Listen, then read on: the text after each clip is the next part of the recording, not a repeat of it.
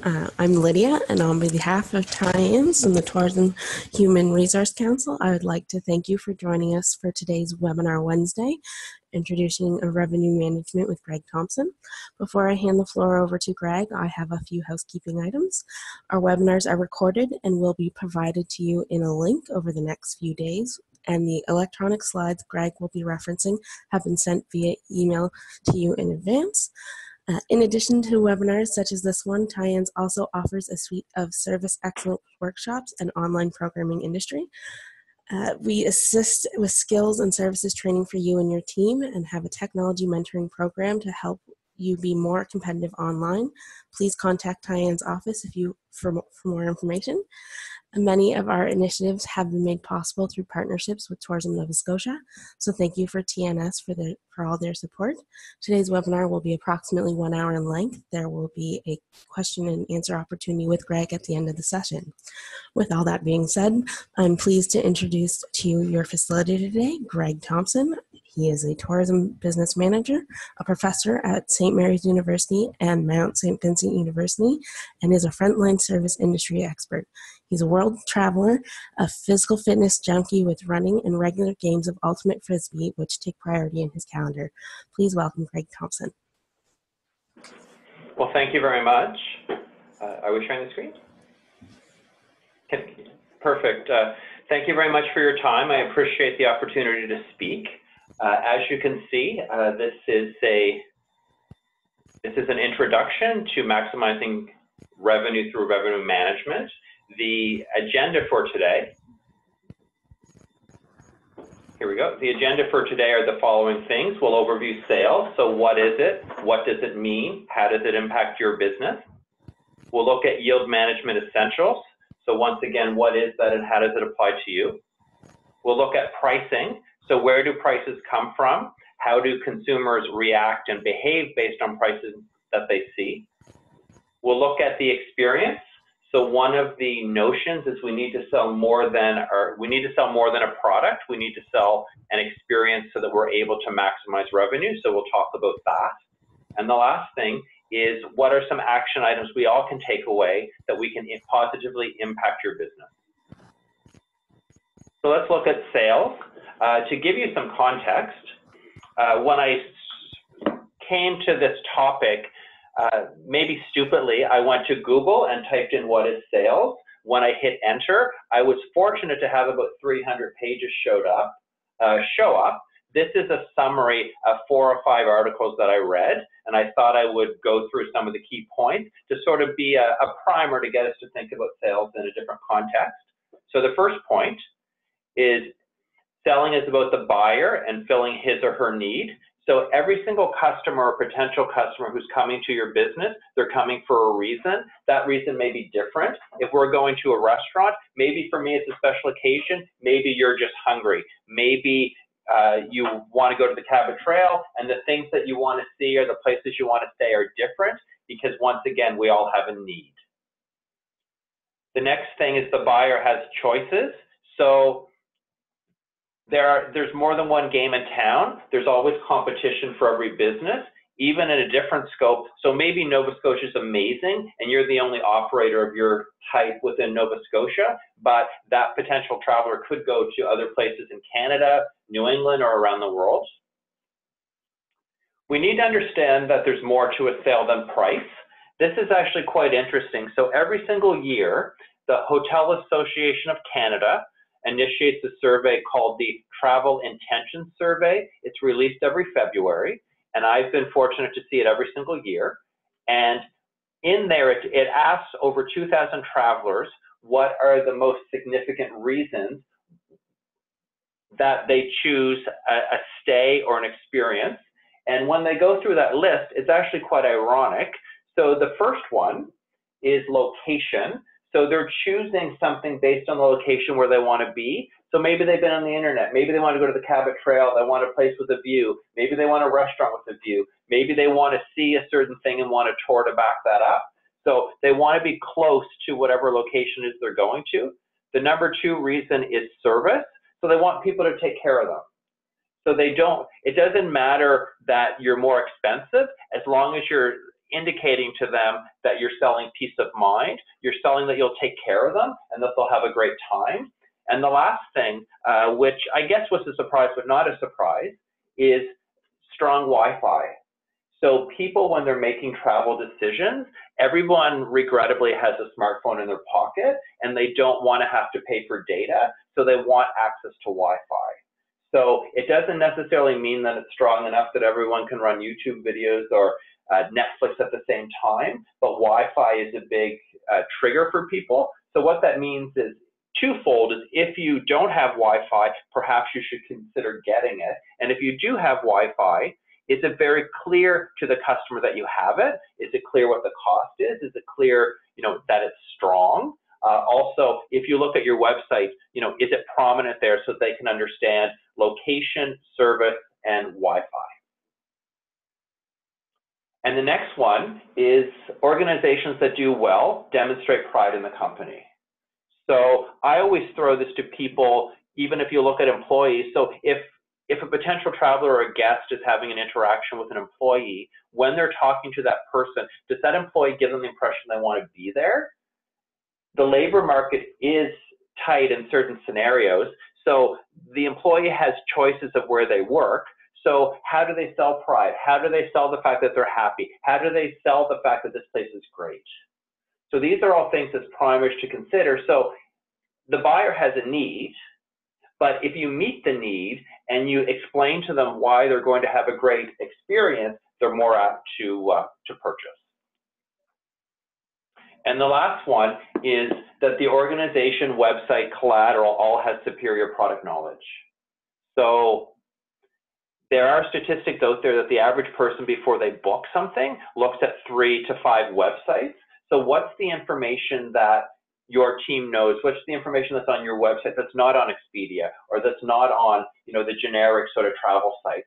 So what can you do to make sure that the insider tips, because your employees are there, is portrayed to the customer?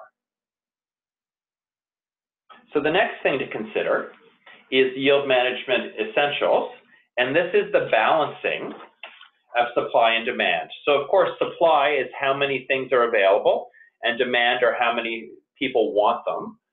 It's interesting. So earlier in my career, when I was in my early 20s, I worked in reservations at the Prince George Hotel, which is in Halifax. And there was a lady there who had been there for a really long time. And she, before her career was over, she took over 1 million reservation calls. And she used to explain yield management in terms of romaine lettuce. So it was very unusual. It was actually sort of cute and funny, but she used to always explain it in those contexts. And I used to sit next to her, so I would hear this conversation like 3 and 4 times a day. But if she was interacting with me, she'd be like, "Sir, do you like Caesar salad?" And of course, most people like Caesar salad. So I'd say, "Yeah, of course I like Caesar salad." She'd say, "Sir, so if you went to the grocery store today, the end of March 2018, how much does it cost for a head of lettuce or a head of romaine?" And the person would say, "Well, it's $3.99. And then she would say, "Well, sir, if you went to the farmer's market on the first week of August in your local community, how much does that head of romaine lettuce cost?" And the person would say, "I don't know, $1.50, $2. And she's like, "Exactly. Why are the prices different? Why is it $4 in the winter and $1.50 or $2 in the summer?" And they're like, "Well, there's more available. There's more people growing." Exactly. It's supply and demand. It's the same idea. If you have children, if you take them to Walt Disney World over March break, does it cost more than if you took them in September during hurricane season? And of course, it's because more people are going, so it has impacts on the price. So the other thing to consider too is the whole idea of yield management is the price adjust based on market conditions. They adjust based on supply and demand. So as a consideration, travelers understand that when there's special events going on, etc., that things are going to cost more. There's also consumer behavior data out there that's very generic that suggests that people will pay up to 50% more for periods of high demand as long as they understand that there's periods of high demand. So for example, if I'm coming to any of your businesses the first week of August and it's my vacation, I might not know that there's a special event going on, but I'm just coming from my vacation, and that's the week that my wife's work and my work give us the week off concurrently. So I don't know. So if your prices are expensive, maybe I don't understand. But if you tell me that there's a special event and maybe I should check it out and these are the benefits of it, I might be able to understand more easily. And then the other thing about this too is that if you explain it, and it almost goes down to the simplicity of romaine lettuce or, you know, Disney World at March break, can you explain why the prices are more expensive for some periods? So can you explain that something costs more in August than it does in May? Can you explain that something costs more on a weekend than it does on a Tuesday? So those are things to think about. It's really, as you can see by the image of the guy on the teeter-totter, it's, you know, you're balancing how many you have and how many people want them to find that sweet spot. So the next thing to consider too, so moving into pricing, let's think about how prices are set. So I'll use a cute example. So let's pretend that we own a shoe store, and the shoe store is on the main street of wherever it is that you live, and we sell one type of shoes. So if those shoes cost us $50, the first way to look at it is we would say, well, they cost us $50. What is our cost? We would apply a margin and we would sell them. So maybe we sell our shoes for $100 because we want to make 100% markup. This is very common in retail. People certainly understand it. So we're in our shoe store. We're doing great. We're selling tons. And then what happens next is somebody decides we're making too much money and they open across the street. So all of a sudden they sell their shoes for $90. So they have the same shoes as us, so they sell them for $90 instead of $100. So all of a sudden we have to adjust based on that. So are we going to drop our price to 80? Are we going to leave it at 90? Are we going to take a different point of view and try to do a value add? So maybe if you buy a pair of shoes, we give you polish, we give you protectant to waterproof them, we give you a second set of laces. How do we differentiate ourselves based on the competition so that we can maintain our standing? And then the last one, which is tricky, is perceived value. So let's say, for example, that you're a lady and you're getting married, and the only thing you need left to finish all your wedding preparations is to buy a pair of shoes. You walk by the window of our little shoe store and you see the shoes and like, that's perfect, that's what I need. So in the cost-based example, they're 100, competitive based, they're 90, but how much are you going to pay if the last thing she needs? Like she'll pay 200, she'll pay 300, she'll pay 400 because the stress of her wedding, she wants it to go away. So I want you to consider another thing or another notion. So I live in downtown Halifax, and one of the things I do when I don't feel well is I like to have cough medicine. So I like to, if my throat is sore, I go to the drugstore, I get the cough medicine that tastes awful, and I just drink it, and it makes me feel better. So for example, when I go to the grocery store, I make a list, I go to the grocery store and I look. So if I'm at Sobeys, I'm going through the store, I go through the pharmacy in the center, and then I see that the cough medicine is $10.99.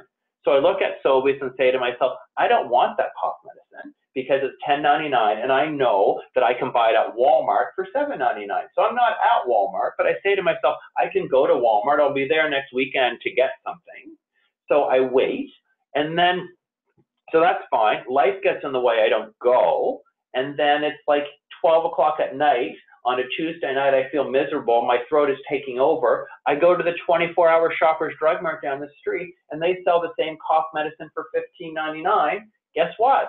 I just bought it for $15.99 because of perceived value. I need it. So the reality of life is, so theoretically, perceived value is the way to go. It makes a lot of sense, but it's tricky. Most businesses, honestly, are somewhere between cost and competitive. But perceived value is tricky because you, in many instances, need to publish a price on the web. So how do you know that I'm willing to pay $200 for the shoes and the other person's willing to pay $50 where you have to publish a price? So it comes down to just sort of having a good sense of who your customer is, maybe creating packages that are selling experiences instead of just things so that you can try to get more money. My last example of perceived value, and I'll sort of accelerate this, is there used to be a joint venture of cars between General Motors and Toyota. They made a car together in the same plant, the same engineers, the same everything. And in that car, the Toyota car is the Toyota Matrix, and the GM car is the Pontiac Vibe. It's a little hatchback, you know, they're a moderate size. It's like a hatchback of a Corolla. So they're made in the same factory by the same people. The Toyota costs $3,000 more, but it outsold the Pontiac 2-to-1. So it's the same car from the same place, but twice as many people bought a Toyota. So once again, perceived value. People think that Toyota has more value than a Pontiac or General Motors does. It's the same car. So once again, perceived. So there's a more transparent way, but Toyota knew that they could charge more money. So the other thing in the mind, so I'm trying to get us to this space where how do consumers decide what things are going to cost? So let's sort of go through and think about some of the influencers.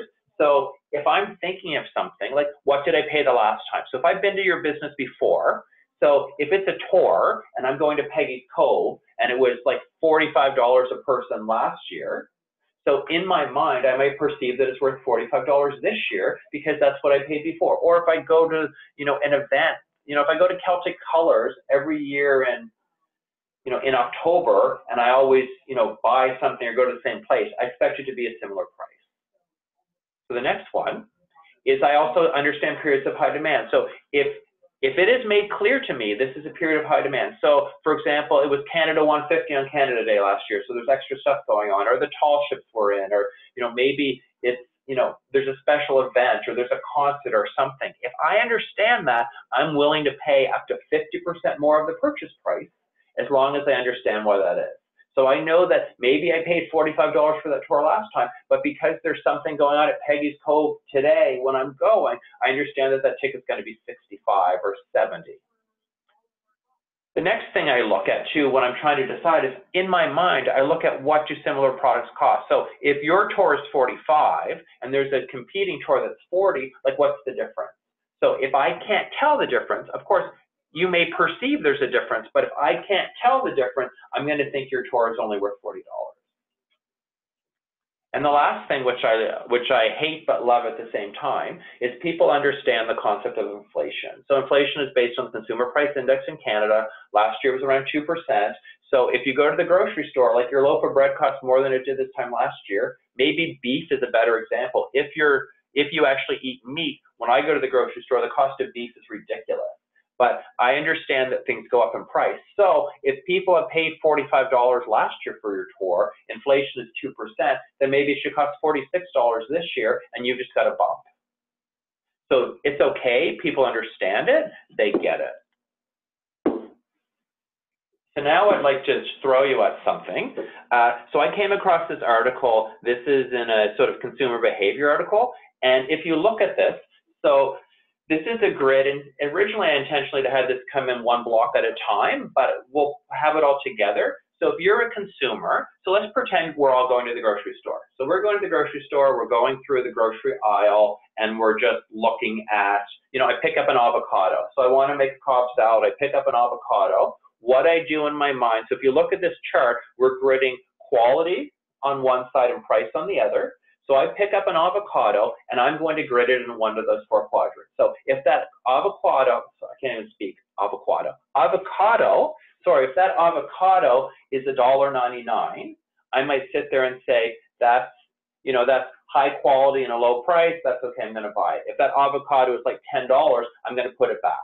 So what's happening is you as a consumer, you're doing this in your mind and you don't even realize it. So let's go through these grids one by one. So if you can see my most, so let's look at low quality, low price. So if you buy something that's low quality, but it's cheap, is that good or bad? So let's think of the dollar store. You go to the dollar store, you're having friends to your home, you don't have enough wine glasses, you go to the dollar store, you buy 12 glasses for $1, people drink too much and 4 of them break. Is that okay or is that not okay? That's okay because you spent $1 and you didn't expect them to last forever. They're certainly not Nova Scotia Crystal at $1.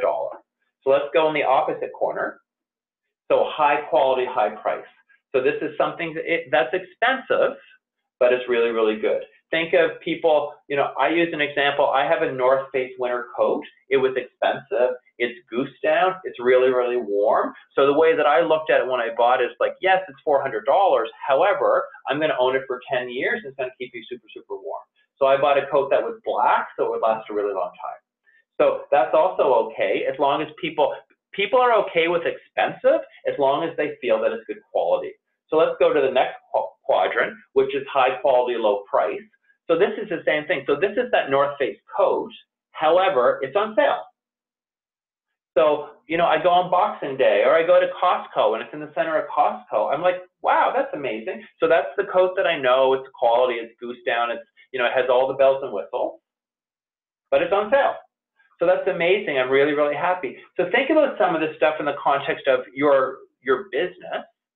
So what do you have that's high quality, high price? What do you have that's high quality at low price? If you can guide people and say, listen, this is a good deal. This is normally a price of X and now it's Y, you should buy it. I'm sure you also probably have figured out by now that I actually left a quadrant out. So the quadrant I left out is down here, which is low quality and high price. So something's low quality and high price. So I buy that winter coat and it gets a rip in the seam and it's no good after, you know, 2 months. So when something is low quality and high price, think of my example of the avocado. I pick up an avocado and it's $10, so I put it back. Think of yourself in the grocery store. Like, even if any of you shop online, do you look at, like, if you need a pair of sneakers for the gym, or if you need, you know, if you have a child and they need a pair of track pants, you go on the website and you look, and even though you're not aware of this price value relationship before today, or maybe you were, but the thing is, if you're on the internet and you're looking for a pair of sweatpants that's too much, like, our reaction of saying no is hitting the X in the corner and just getting on with your day. So the thing to think about, or the takeaway from this, is when a consumer looks at your offerings, so think of your offerings, think of the quality of stuff, and think of what they cost. And if you think that anything is low quality and high price, you know, the best example that I can give you as well, how many people go to the movie theater and buy like a pop and a popcorn while you're there? So seriously, like a pop and a popcorn at the movie theater is what, $15? So, like, you know, it's not a good price. But so are you one of the people that has snacks and a bottle of water in your coat pocket or in your purse? Or are you one of the people that plunks down $15 and buys it? So everyone's different. Remember, it's all about people's needs and their perception. So they perceive that something's low quality and high price. So anything that falls in that quadrant, you need to either make the quality better, shift it up, or drop the price. And so just remember, whenever people say no, whenever they don't buy, it's because they perceive that whatever you're offering, based on what they know of your services and facilities, what you're getting, the perceived experience they're going to have, they perceive that it's low quality and high price. You'll also notice in the bottom corner here, we have something called Nova Scotia Approved. So Nova Scotia Approved is a quality program which is run that consumers know. So if your business participates in Nova Scotia Approved, that's another step to let that consumer know that you're of high quality. So you should be in one of the bright blue squares because people know that it meets certain requirements. So, you know, just to sort of, you know, maybe even plug it or emphasize it, that, you know, a lot of people, when they go to, you know, you go to a restaurant, like how many people go to a restaurant, you go on your phone or on the internet and you want to know if the place is any good or not. So you search and you're looking at, you know, you're looking at star ratings. So, you know, you see 4 stars and you think it's okay. You know, how do online reviews come into all this stuff? So I've never been to your place before. You know, it's a tour, it's something, whatever. I don't know. I go to read online reviews, and those online reviews are going to steer me to one of these 4 grids. And once again, before I move off this, you know, this grid, it's the whole notion of if it's these 3, people will buy it. If it's not, people won't. So once again, you know, think about the things that you have that don't sell. And, you know, so why do people, like, you know, sometimes it's challenging because we're too close to it. However, you know, what can I do to make that quality better? You know, if you have a tour that doesn't sell, like, is it, you know, what is it about? Do people not like the destination? People don't perceive, you know, that it's good? Is it, you know, if you're a restaurant, do people not buy the lobster because $40 is too much for an entree based on the type of customer you have? Or, you know, if you're a hotel and you have a package that includes all this stuff, you know, maybe you just perceive that's too much. The other thing I just found out about recently was dining on the ocean floor, or dining, you know, the Bay of Fundy. It's like $750 for a couple, and you have a beautiful meal on the Bay of Fundy shore. It's based on the tides. You sit there. So $750 is a lot of money for a lot of people, but it sells out, right away every year. So even though I think $750 is a lot of money, it doesn't mean that your customer doesn't. So some other sort of things to consider when you're thinking about what these prices should be, and remember that we need to offset price versus perceived quality. We should think about a couple things. So thing number one is so what's the rationale behind your prices? So where did your prices come from? So is it cost-based? Is it a habit? Are your prices, how do your prices compare to the market? Is it worth it? What is it logical? Does it make sense that if you have low season and high season prices, are they significantly different? Are they the same? What's the rationale behind your pricing? Or are they just a habit that you've had the same prices for 20 years and you've never really reviewed them to think about what they should be? The next thing is something called rate parity. So if a consumer is able to buy your product from someone other than you, are the prices all the same? Do you want the prices to be the same? So if they can buy your experience on Expedia, if it's a tour, or if it's a campground, or if it's a hotel, or if it's something, is the price on Expedia the same as on your website? Or the same as on the phone? Because the consumer will look at 3 or 4 places, or 4 or 5, whatever the number is, and they want a good deal. So they're going to purchase from whichever place they feel is secure, and it's the best deal. So from what I know, Expedia, or Booking.com, they want a percentage of your business. So it's certainly better to try to push people to your website, because that way you get all of the money as opposed to having to pay Expedia or Booking.com, 15, 20, 25%, or whatever percentage it is that they're looking for. The next thing are restrictions. So you might want to sit there and say to yourself, so in periods of high demand, do I want to place a restriction of some kind to allow me to do better?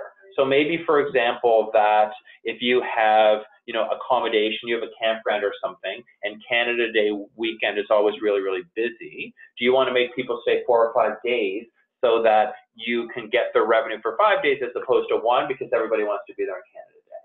Or maybe if it's a period of high demand and you want to mitigate cancellations, do you want to make people prepay up front just for that period of high demand? So, in Canada Day, you make everybody prepay for the tour. On holidays, you make people prepay for the tour, and that way, all your revenue secure. If somebody doesn't show up, it doesn't matter. And then, of course, the trade-off of this is if you're on an OTA. So an OTA stands for Online Travel Agent, and that's just an acronym for Expedia or Booking.com. So just remember, it's always in your best interest, if possible, that people can book directly with you. So also consider, if I go to Expedia and Expedia will sell your service or your product, if I go to Expedia, I can buy it on the spot. So if I go to your website, can I actually, in fact, purchase something? Or do you just have a phone number, or do you just have like a web form that I have to email or send it off and hope that somebody responds quickly? Because people are impatient. So even myself, I do travel a little bit, and I book everything on my phone. So I don't want to wait for you to email me back. I'm not that patient. And, so if others aren't patient too, can you accommodate them to book? Or if you're making them wait, do they get a better deal? So do they get better Wi-Fi? Do they get free breakfast? Do they get something? Do they get to sit at the front of the bus? Or, do they get a free souvenir after the tour if they book directly with you?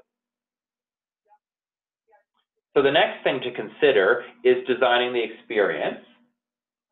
So when you're designing the experience, remember according to the Hotel Association, their travel intentions, and this has been constant for about 10 years, service is really important. And so let's turn service a little further. So service is an experience. So I'm just not buying a meal. I'm buying sitting in your restaurant, being at a nice table, having, a nice glass, a beautiful plate, the view out the window, the taste of the food. It's just not, it's just not supper.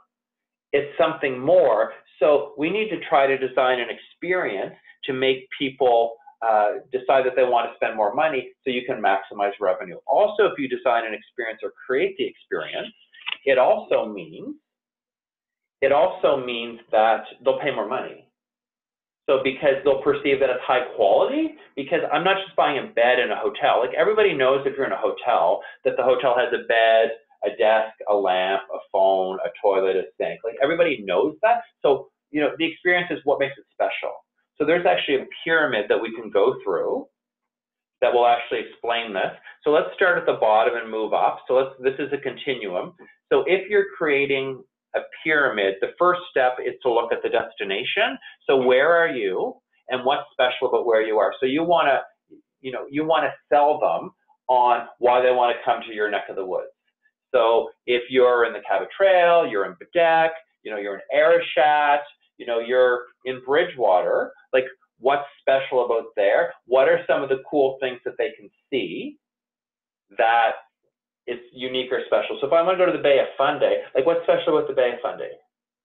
So what's unique about it? So the first thing is you want to sell the destination. So why the destination is cool, why the destination is must see. The next step to this is looking at services and amenities. So what are some of the things that you could offer? And appreciate with service and amenities. It doesn't just have to be you. Could you partner with someone someone nearby? Could you partner with another business down the street? So, is there an attraction? So if you're selling them on, so let's say, for example, that I have accommodation in Arichat. So like what's in Arichat? So is there something that people need to see? Is there a particular view? Is there a particular beach? Is there whale watching? What is there? So sell them on why Cape Breton is great. Sell them on why Arichat is great. Sell them on the whale watching tour. And then your business, let them know how you fit into this whole experience. So if you're accommodation, let them know that you're close to it, or it's really handy, or you have great Wi-Fi, or if you're a restaurant, let them know about the view or the taste, or what's Nova Scotian or special about it. So if you're building that experience, remember, think about where you are, think about the services, amenities, attractions that you could offer. And once again, they don't necessarily have to be you. So for example, like Nova Scotia Crystal, I always think of them as a great experience because yes, their stuff is expensive, but I perceive it as high quality, high price on the price value. But if you go to the store, you're on the waterfront. So if I'm a tourist, I'm on the waterfront. Like think of all the stuff that I can see. So I can go to historic properties. I can walk down along the boardwalk. I could go to the market while I'm down there too. So what are all the service and amenities that are on the waterfront?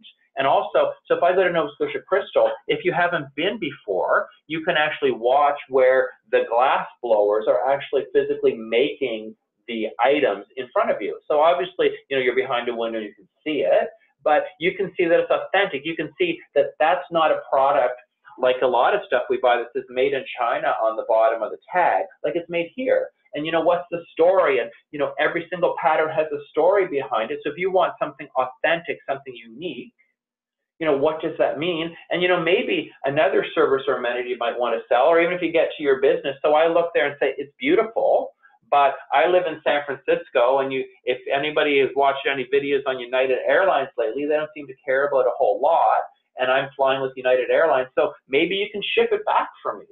So I don't have to worry about carrying, a crystal bowl or some wine glasses or some tumblers in my suitcase. You can wrap it securely, you can ship it back, and a few days after I get home, it's sitting there waiting for me. So think of how you can create an experience. Just remember, people will pay more money if they're getting something unique, if they're getting an experience that meets their needs. So, and also think about experience, think about how emotions come into this. So, how does it make you feel? So if you're describing this stuff, if you're telling a story about this stuff, like how does it make you feel when you're at that table? Or, think of Cabot Links in Cape Breton. I was reading something yesterday online that 2 of the world's top golf courses are beside each other in Cape Breton. So think about, what they're selling, or if people are coming to Cape Breton for that, can you piggyback on that experience and say, hey, on the way, you definitely need to come in and see us, and this is why.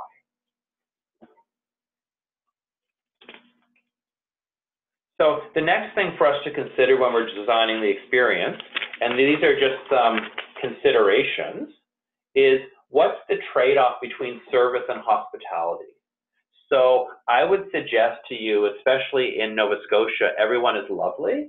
So we're hospitable, we're friendly, but there's a difference between being friendly and providing the service that meets the customer's needs.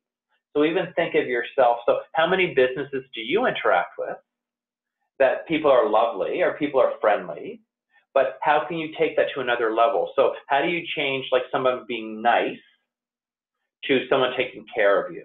So providing services mean taking care of you. And, services, it's very, what I'm going to say, loose. So if we think of a couple of people, so service to me and service to you might be something completely different. I have a coworker here, and I'm an extrovert, which you probably guessed already, and he's an introvert. So if he goes to like a Nova Scotia experience, he wants to book everything online. He doesn't want to talk to a single soul. He wants to arrive. He wants everything to be as attended, no one to use his name. He wants to be left alone and then leave. Me, on the other hand, if I go, I want to book my experience, I want to arrive, I want to interact with an employee, I want that employee to use my name, I want them to suggest like insider tips of things that they know because they're there saying, hey, like, I live in Halifax, so there's lots of great restaurants in Halifax, but if you're local, you know that there's an interesting area. The north end of Halifax has some interesting restaurants, but they're off the tourist track. So that might be interesting to me, saying, hey, like these are the places I go with my friends, and this is why, this is the taste, this is the cost, this is the vibe. So, how do we sell service? Meaning, how are you selling peace of mind, letting people know that you're going to take care of them? So the next thing too, if you're designing the experience, so what makes you unique or special? So think of what you offer. So what's special about it? Is it the location? Is it a service? Is it a story? Is there some history? Is there tradition? So, like I live in Halifax, I've told you that already, but I go to Peggy's Cove like 2 or 3 times a year. And I don't know why, but I just honestly, I like driving out there, sitting on the rocks and just watching the ocean. So why? So what's so special about Peggy's Cove? And are there other places around the province that are the same? So maybe I don't even know about them. So what's your story? What makes it unique? Why is it, what's so special about your view of the ocean versus someone else's view of the ocean? What's so special about the way that you deliver a tour? Or what's so special about the way, the view or the breeze or anything from around where you are? So the next thing is, so who can I partner with? So maybe your offerings are limited, and that's okay. But is there other people? So if you're, a campground and you're just providing a certain, service, so maybe your campground's in Baddeck. So what are all the unique, cool things about Baddeck?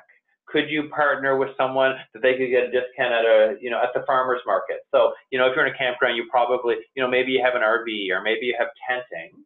So can you, say to people, well, go to this market, you get a discount, we highly recommend it, or try this local beer, or, go swimming in this place just to make the stay better. Once again, too, is, even partnering. So we've already identified that people want Wi-Fi.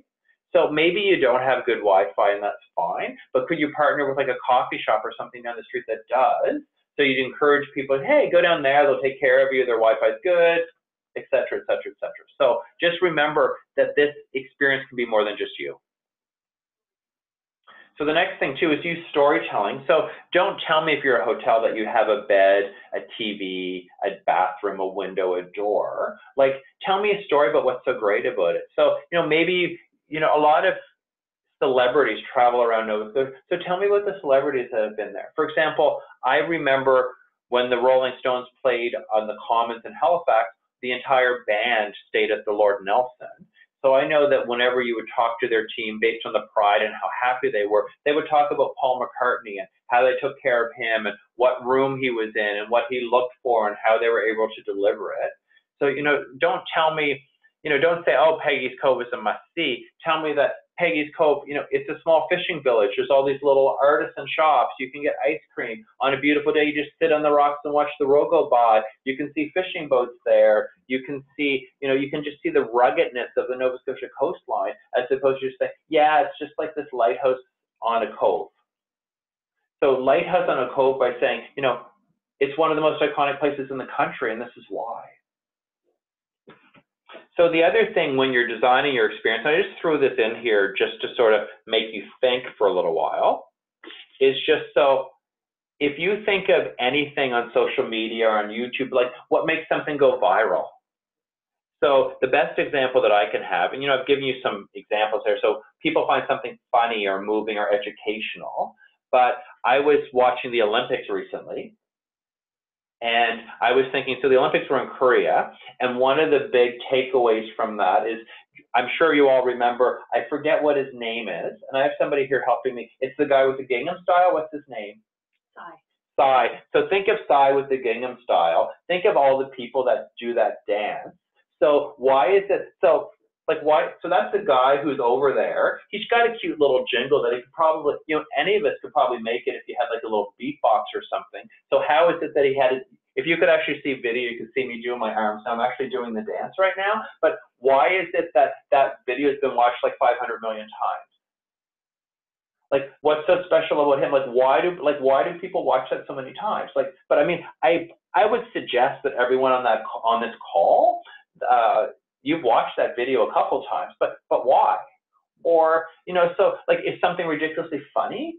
I watch a lot of YouTube videos where, somebody has an incident, maybe there's a fire in their home, and Eyewitness News sticks a mic in their face, and they say something that's a little unedited, and, I watch it again and again and again, and it's really funny, but I just keep on watching it. Or, education, people want to learn, think of National Geographic. I enjoy watching lions on the savannah in Africa. I don't know why. And, so why is it that people like lions? Or, I've read a lot of stuff about there's a rhino died in Africa in the last week or so, and they only have 3 left. So, of course, I've watched it many, many times. So that's great. But think about your business. So if you're telling a story, if you're telling an experience, what can you do to make it go viral? What can you do to make people want to talk about it and say, oh my God, I have to go here? And, here's another example, and I don't know why, but I enjoy watching the weather forecasts from Frankie McDonald. So, why is that we watch that? I watch it, and, he's on point with the weather. He tells you when a storm is coming, and I sit there and laugh hysterically, and I love it. But, so how could you take your business? How could you, tell a story? Consider if you're designing an experience, if you want to publish it, because people will pay more money if they perceive that the quality is great, and the quality will be better if you're selling service in the experience. So how can you paint your picture in a way that could possibly go viral? So I'm not going to suggest, Nova Scotia Crystal needs to get Frankie McDonald and they're acting like a fool, but, I think you have a great story. So what's the story? Or if you're selling a tour, how can you sell the tour? If I owned a tour company, I would almost want to talk about, what's special about the guide, because the tour is only as good as the guide, in my opinion. So what makes that guide amazing? Or, they've done it so many times, and, how do they know what they know? Or they know stuff that's not on Google. So how can you stir people's emotions to say, I need to go there? So that dining on the ocean floor, so if I actually saw a video of people there eating the meal and seeing the context of what it was, I might save up and spend $750 and go. I certainly, I can't go this year because it's sold out, but if people explain to me why that was an experience that I had to have, also consider an experiences too. As baby boomers are aging, people are creating a bucket list. So a bucket list are, events or things that people want to see or do before they die. So if someone's bucket list is to go to Nova Scotia or go to Peggy's Cove or go to the Cabot Trail, how can you piggyback on that? So tell me why something's special. So the last part of this is, in many instances, your website is the first point of contact with travelers, with potential guests, with potential customers. So think about your website. And you'll also notice, based on the picture I have, and this is just a random picture, but you'll notice too, so this is a dancing place. So I was trying to be generic, but this is the dancing place. But you'll also notice that it's mobile responsive. So if somebody's on their phone or a tablet, whatever device it is, it still looks great. I can still get the message. So, I know some people are small operators, etc., but the website is really a place that people go to seek information, and they want to know your story. Also appreciate that if you don't do a good job telling your story, they might go to Expedia, and trust me, Expedia is more than willing to take your money. or take a portion of your money. So let's go through and talk about it. So if we do a good job with the website, if we tell a story, if there's lots of pictures, if it's well navigated, you will increase direct bookings. More people will book with you. So if you tell them it's secure, if you tell them a reason why they need to book, tell them your story. If you're a small business, have a picture of the family or the owners and say why that makes a difference. Next thing is highlight service. So service and the experience. So if I'm looking at this dancing site, and I appreciate this has nothing to do with tourism, but I'm certainly not a dancer, but that looks amazing what those people are doing. So I assume they're, ballet. I don't know what you call a male. Is there still a ballerina if it's a man? So, but just like, that's amazing. So, if there's movement and there's music and you see these people dancing like that, it's like, oh, I'd love to learn. The next thing is showcase the experience. So why are you unique? Why are you special? What's the things that could make you viral? Highlight your quality, highlight why people should pay more to see your thing, why your business is a must do. Tell a story with your emotions. So, make people feel warm and fuzzy. I know this is really bad, but if I ever somehow stumble across the Olympics in YouTube, if I see Tessa Virtue and Scott Moyer skate, my eyes start watering and I can't make it stop. And I don't know why. Like I'm an adult, but I watch those people skate and they show in the crowd when you see their parents there and their parents are like losing it. And then I start losing it. So, how can you flip that in a way? So, even think of emotion. So, is there a way, with sound, with sight, with feeling, it's easy in person. So if I was in a retail store, if you ever want to try to sell something, like hand the person the good, and if it's a sweater, like I'll get you to try the sweater on, or I'll get you to feel the fabric, or something to try to get you to hook to it. And the last thing for you to consider with your website is try to make it as simple and easy to navigate so people can find the information they want and they don't have to scramble. And also appreciate that if you want direct bookings, like there needs to be a place that's quite obvious how people can give you their money. So that it shouldn't be at the bottom, it shouldn't be on some 5th page, it should be how people can give you their money. So if you actually look at this where the dancers belong, there's like a little turquoisey blue button there to get, that's the call to action. So if you can get this stuff where you're going, then I think you'll be in a good place. So let's summarize. So this is what I would consider a call to action for you to consider so that you can be smarter about making money, be smarter with your pricing, etc. So let's go through these. So I'd like you to conduct a pricing review. So what are your prices? Do they make sense? What's the perceived, do the movie theater or the grocery store example. So take every price that you have and grid it on the price value relationship. So is it low quality, high price? Because if it is, that's a problem. And if it's any of the other quadrants, then that's okay. And then also when you're doing your pricing reviews, sit there and say, so how do I compare with others? Have I had a price increase recently? Can I charge more because of inflation? You can make more money if you don't just have blanket rates for the whole season. So let's just say, for example, your accommodation and it's July and August, or you're a tour, you might know that maybe weekends are busier. So the weekends should cost more than Monday afternoon. So you can, manipulate it so that you can do better. So, apply the price value. So, look at everything and try to figure out, what people perceive as worth. And if it falls in that quadrant, you need to move it out of there. So low quality, high cost. So you need either to drop the price or you need to explain to people why it's worth the price.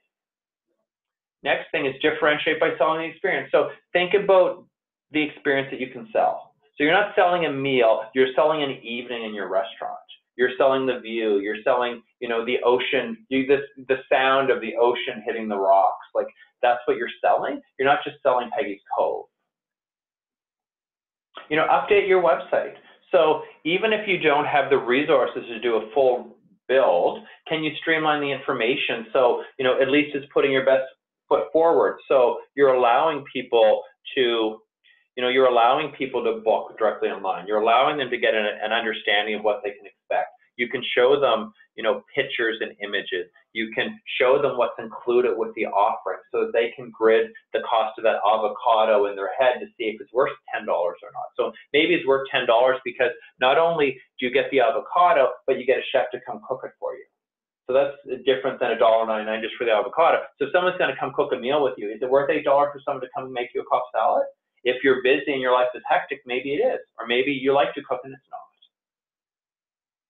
And the last thing is train your team.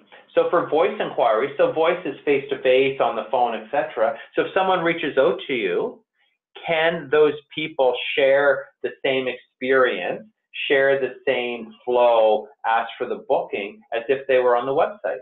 So can your employees be on brand to meet the customer's need and tell them why your place is great?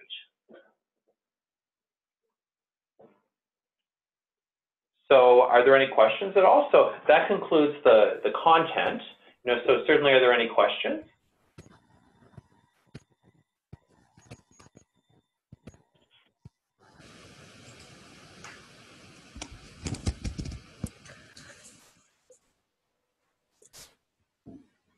I don't see any questions, but if one pops up, that's perfectly fine.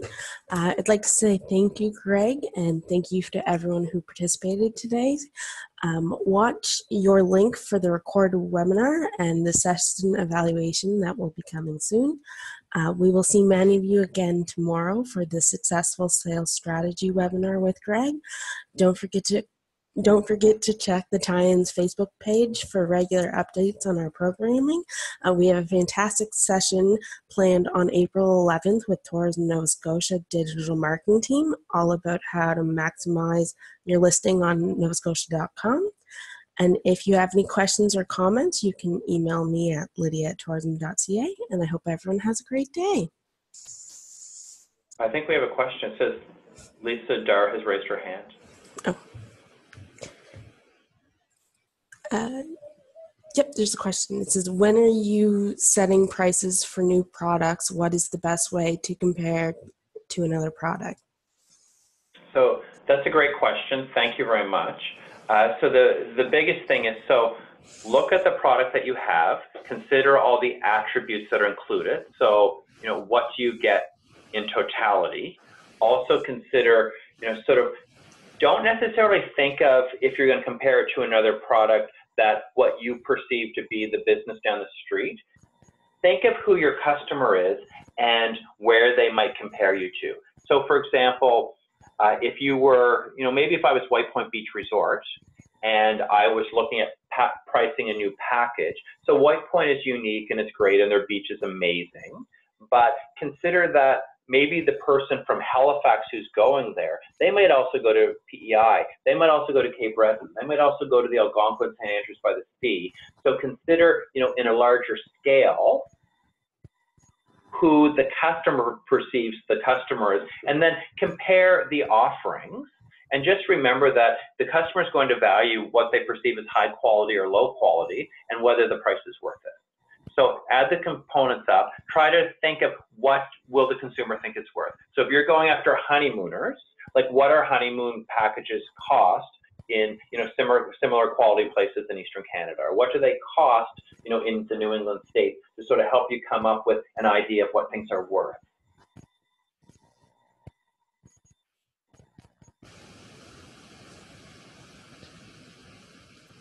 Are there any other questions?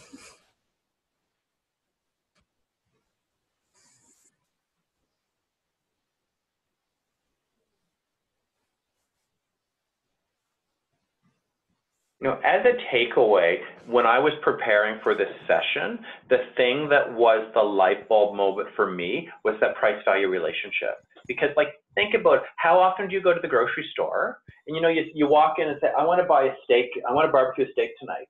You go to the grocery store, you go to the butcher, you pick up an absolutely gorgeous piece of meat. I was in the grocery store on Sunday and I was looking at turkeys for Thanksgiving, and maybe I'm naive, or Thanksgiving, sorry, Easter, I've got my holidays mixed up, but I was looking at a turkey for Easter, so I picked one up that looked to be a decent size, and to me, in my mind, a turkey is worth no more than $30, and I picked up this beautiful turkey, it was $55. And it's just, so on my own, subconsciously, I sat there and said, that could be the greatest turkey in the world, but I looked at it and thought a turkey to me is worth $30, and the ones that were $30 were so small, I felt there wouldn't be any meat on it, so I ended up buying a ham. So maybe also consider, competing goods. But that was my light bulb moment, because every time you buy something, so you're going Christmas shop, you go to Costco, you're in the center of the aisle, you pick up a book, you look at the price, and you're like, is it worth it, yes or no? And maybe if it's presented in a nice way, you could say, well, yes, that book's $9.99, but it's worth it because it's part of the series. This is a famous Nova Scotia person. They're actually sitting in the dining room. They'll shake your hand or sign it. So, what are the things that make it special? Because subconsciously, even, if you go to the grocery store, if you go to anywhere, like you pick up an item or you go on the internet, you're like, is it worth it, yes or no? And then so you're going to grid it on one of those three things. And just remember, people are gridding that in high quality, low price. There's an opportunity to make more money because you just charge more. The best example I can give you is, regrettably, or maybe stupidly, I go to Pete's Boutique and I buy the salad bar there. So in Halifax, Pete's Boutique has Pete's to go, and it's a made to order salad.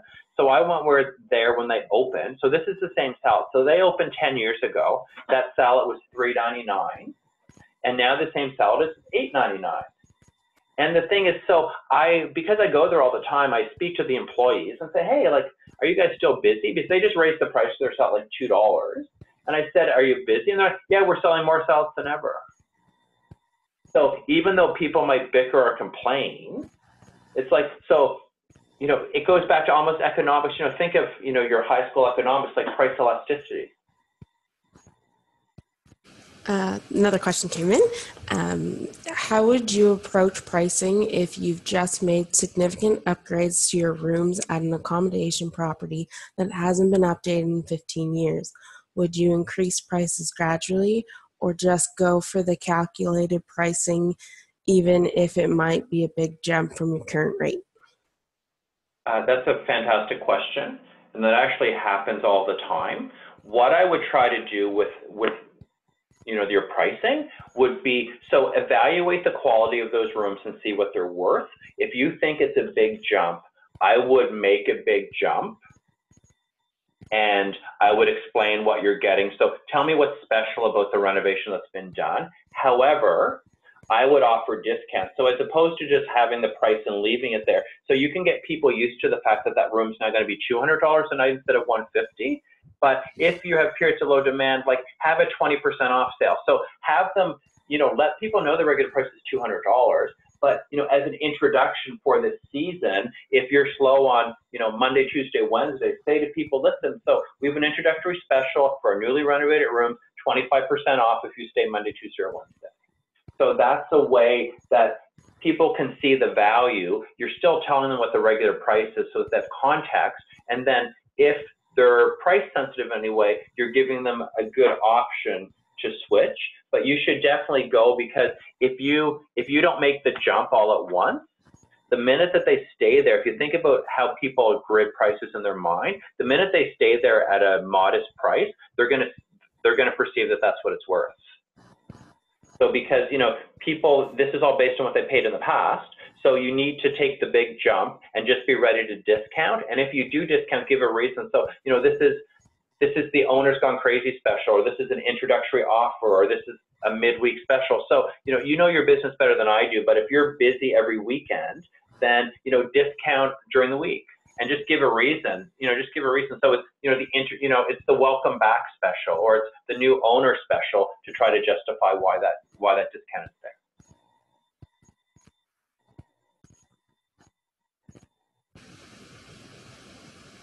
Perfect, thank you. So are there any other questions? I only have you until 1, and it's 12:58.